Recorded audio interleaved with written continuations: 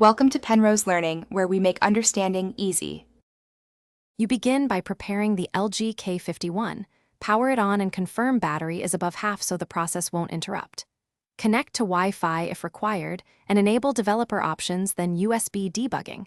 This lets you run ADB commands. Once done, make sure you have the original Google account email. You might need it if bypass fails. Plug the phone into your PC. The tools you run will communicate via USB, so a stable cable matters. Now proceed to the PC steps. You will run the bypass sequence on your computer.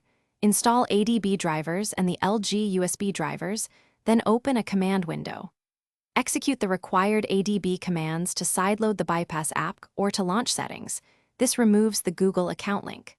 Once commands complete, navigate the phone's settings to Accounts and remove the Google account if visible.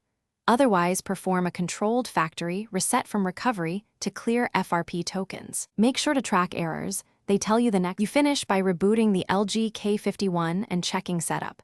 Sign in with a new Google account or skip sign in to confirm the FRP removal succeeded. If the phone still requests the old account, repeat the bypass steps carefully or flash the stock firmware to reset persistent protections. If things go wrong, note the exact error codes and which command failed. This helps you or a technician choose the right fix. Finally, restore your data only after you verify account removal.